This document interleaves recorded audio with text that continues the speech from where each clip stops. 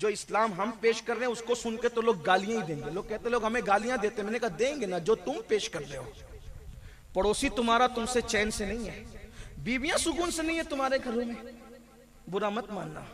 सालन में नमक ज्यादा होता है तो उसको मारते हो, बीवियां मारने की चीज है? अब बताएं ना। उम्मुल मोमिनीन सैयदा आयशा सिद्दीका फरमाती है हुजूर अलैहिस्सलाम ने अपनी किसी बीवी को अपनी जात के लिए कभी नहीं पूछा कि ये काम तूने क्यों किया और ये काम क्यों नहीं किया। कभी किसी बीवी को डांटा तक नहीं। ये इस्लाम है, बीवी को न डांटना इस्लाम है। मार रहे हो, जलाने की धमकी देते हो, काटने की धमकी देते हो, वापस घर भिजाने की धमकी देते हो, तलाक की धमकी देते हो, कहां किस दीन पे अमल कर? बीवियों के मामले में दीन पर अमल है। हुजूर अलैहिस्सलाम ने अपने बच्चों की, अपने शहजादों की परवरिश कैसे की? हुजूर के घर में बच्चे आए इसलिए थे ताकि लोगों को पता चले कि बच्चों को कैसे पाला जाता है। बच्चों को मोचों पर ताव देकर के आंख दिखाते और रसूलुल्लाह अपने शहजादे इमाम हसन इमाम हुसैन को जमीन पर घुटने और हाथ रख करके कहते तुम्हारा घोड़ा आ गया, बैठो इस पर। बच्चों को यूं भी खिलाना तो सुन्नत है ना, तुम्हारा घोड़ा आ गया। कौन कह रहा है? साहिबे बुराक कह रहा है तुम्हारा घोड़ा आ गया। काबा कौसैन की हदें जिसके सामने सिमट आई है वो कह रहा है तुम्हारा घोड़ा आ गया।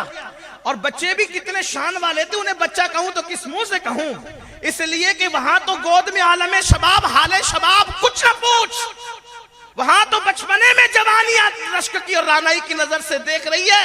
लेकिन शहजादा हुसैन कहते नाना आप जब आपका घोड़ा आता है तो उसकी लगाम होती है, हमारा घोड़ा आया तो वो बेलगाम कैसे आया? तो अपनी जुल्फे पकड़ा दी, ये तेरे घोड़े की लगाम है, ये तेरी सवारी की लगाम।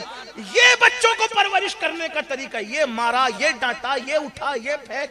घर में आए तो बच्चे बिल्ली की तरह दबक गए। फिर फख्र से दोस्तों में कहते हैं मेरा तो घर में इतना रोब है कि मैं घर जाता हूं तो मेरे बच्चे दबक जाते हैं। तो तू जालिम ही है। फिर हंसने की बात नहीं, बच्चों का सबसे बेहतरीन अगर कोई दोस्त है तो वो उसका बाप है। और जो बाप अपने बच्चों का दोस्त न बन सके उसकी औलाद कभी सुधरी भी नहीं हो सकती। वो कहीं और दोस्त ढूंढेगी, फिर उसको गलत दोस्त मिलेंगे। बाप बेहतरीन दोस्त होना चाहिए, बल्कि बाप और बेटे की दोस्ती इस हद तक पहुंच जानी चाहिए कि अगर बेटे को शादी की हाजत हो तो वो अपने बाप से हंसते हुए कह सके कि अब्बा अब मेरी शादी कर दो। ये इस्लाम है। हाँ, आप कहेंगे कि हमारे बच्चों को आप बिगाड़ने आए, मैं बिगाड़ने नहीं आया हूं।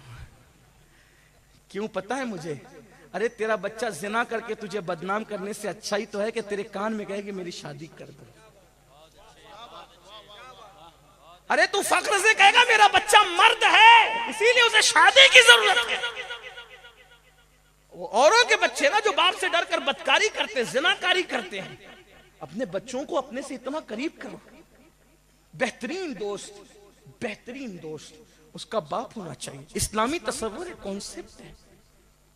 बीवियों से इतना फ्री माहौल हो, जिसके आगे जिब्रील थक करके बैठ जाते हैं, वो रसूल अपनी अज़वाज से कहते हैं चलो आज हम दौड़ लगाएंगे, जिसको आप अपनी जबान में रेस लगाना कहते हैं, चलो दौड़ लगाएंगे। और जहां जिब्रील आगे नहीं जा पाते, थके थे रूहुल अमी के बाजू, कहां वो दामन कहां वो पहलू, रिकाब छूटी उम्मीद टूटी, निगाहे हसरत के वलवले थे। जहां जिब्रील पीछे रह जाते वहां अपनी अज़वाज को उनका दिल खुश करने के लिए आगे कर देते, कहते आज तुम जीत गई। ये घर का माहौल है, ये दीन है। ये दीन पेश करूं, मैं कसम से कहता हूं कोई टीवी पर हमें गाली नहीं देगा। लोग कहेंगे कि यार ऐसा दीन है मुसलमानों, इसलिए कि लोगों के यहां तो बीवियां जुओं में हारी गई है, और हमारे यहां अगर बीवी को कहा जाता है कि तुम जीत गई, तो लोग इस दीन पर नहीं आएंगे तो कहां जाएंगे? हमने दीन पेश नहीं किया, हम नफ्स के गुलाम। फिर कहते लोग गाली देते हैं, गाली ही देंगे क्योंकि तुम जो कर रहे हो गाली सुनने का काम कर रहे हो। अल्लाह के रसूल ने तो 1450 साल पहले कहा था 3 तलाक मत देना। कहा था कि नहीं कहा था? कहा था 3 तलाक मत।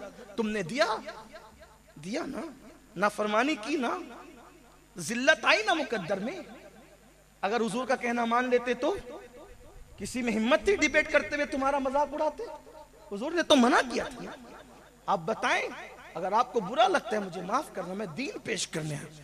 वल्लाह मैं आपको ये नहीं कहूंगा कि सुभान अल्लाह का और जन्नत में जाओ, मैं वो आदमी नहीं हूं, क्योंकि ये मेरा पेशा नहीं है। स्टेज पर झूठ बोलना, मिंबरे रसूल पर, ऐसे जमीन के ऊपर भी झूठ बोलना हराम है। मिंबरे रसूल पर तो मिंबरे रसूल की तौहीन है। मैं तुम्हें थोड़ी झूठी जन्नत दिखाऊंगा, मैं तो हकायक बताऊंगा आपको कि जन्नत कहाँ है। दीन और रसूलुल्लाह के कदमों में जन्नत है।